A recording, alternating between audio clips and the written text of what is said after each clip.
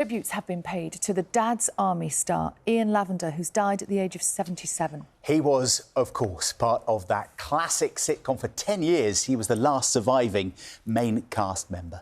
We're going to talk about his life in a moment, but first, let's just have a look back, shall we, at some memorable moments of Private Pike.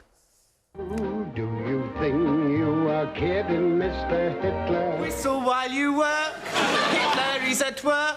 He's half army, so's his army. Whistle while you... Your name will also go on the list. What is it? Don't tell him, Pike. Pike. Mr. Menry. Yes? Please, can I be the driver? Don't be absurd, Pike.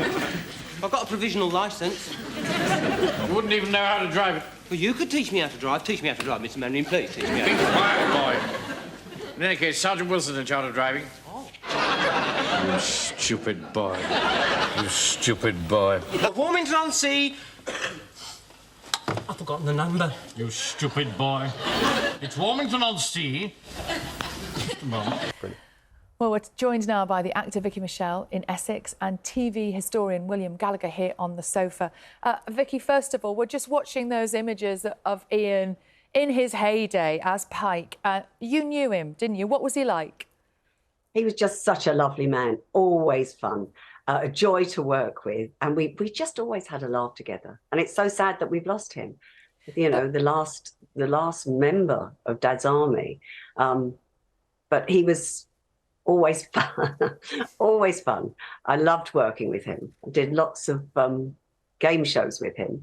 The Weakest Link, where he was mouthing the answer to me, bless him, trying to help me, going, it was post-cast. And also on Pointless, where we were runners-up. But he was a very, very intelligent man. You know, he was lovely to be with, but very, very intelligent. And he just, I think he did Celebrity Mastermind with Rick Wakeman. And I'm not sure whether he won that or not, but he was a very intelligent man. He was not a stupid boy. He was not a stupid boy. I was actually thinking about that when it's, you stupid boy. And then we had in LOLO, you stupid woman, you know, so it was running through.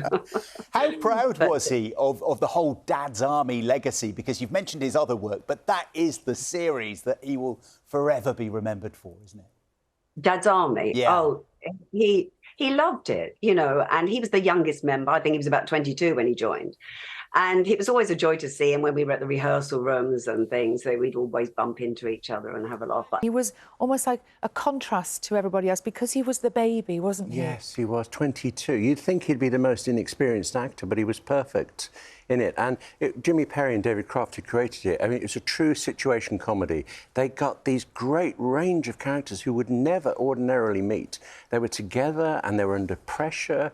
So you had all the class that was an issue then, people who wanted to be there, people who didn't. It was superbly well done, really cleverly written. And even though it's a kind of period piece, yes, it's aged really well. If you watch it now, Dad's Army doesn't seem that old-fashioned in a funny kind of way. Less old-fashioned really doesn't. than some other things from the 70s, 80s, yeah. No, it's weird. Even in Perry and Croft's range of work, that one is the one that seems timeless. And I think partly because it was a period piece when it first aired, yeah. So it was already deliberately trying to be old.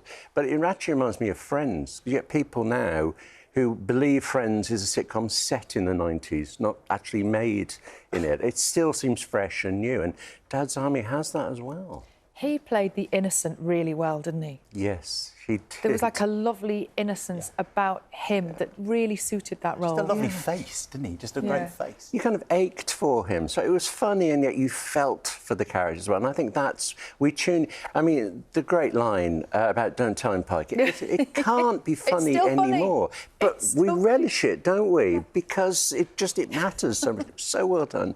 And I think that we want to spend time with the characters, even when we've seen it over and over. And Dad's Army, it was character-driven, wasn't it? It was characters first, yes, plot second. Yes, I mean, it was set in the war, and sometimes the war didn't seem to be quite the important part. It was you kind of forgot the war was going on, yeah? Yes. And there's a lovely, as you say, a kind of, even though, as you say, it's set at a desperate time, yeah, there was a warmth about it, and he was at the centre of that, wasn't he? He truly was. There was a lot of worry at the start that it would be seen as insulting to the real home cards, lots of worries about it. And originally, the first test viewings didn't do very well, but then you see these... Ian in the queue. Oh, it was just brilliant. You know, I was working there on different shows and things, probably with Les Dawson and the two Ronnies, and it was always a joy to bump into the Dad's Army guys because they were always fun, and it was a family. It was a bit like when Hello Hello happened, it was a family. And I think, you know, what the gentleman was saying earlier about Croft and Lloyd and Croft and Perry's shows that they were set in a period of time. So therefore they'll never age, which I think is wonderful. But back in the canteen, yes, we used to, you know, see each other, queue up, have chats, find out what was going on, all the gossip. And it used to be just fun. And he was always fun to be in his. And also he was the baby, you know, he was the baby of the cast, you know, and so he'd be always, you know, sort of laughing, joking. And just, it was always a joy to be in his company, you know, and I had the privilege of working with him on another series called Come Back, Mrs. Noah. That was set in space, but it didn't do as well as the other Croft and Lloyd, Croft and Perry's shows. But it was lovely working with him and seeing him at the studios. William's nodding. As a TV historian, he'll know it all. He knows everything. Yes, William. Vicki, William, thank you so much for joining us this morning to remember the life and career of Ian Lavender. Lovely to talk about him this morning. Thank you, John. Thank you, Sally. He was such a lovely man. Such a lovely man. Indeed. Thank you.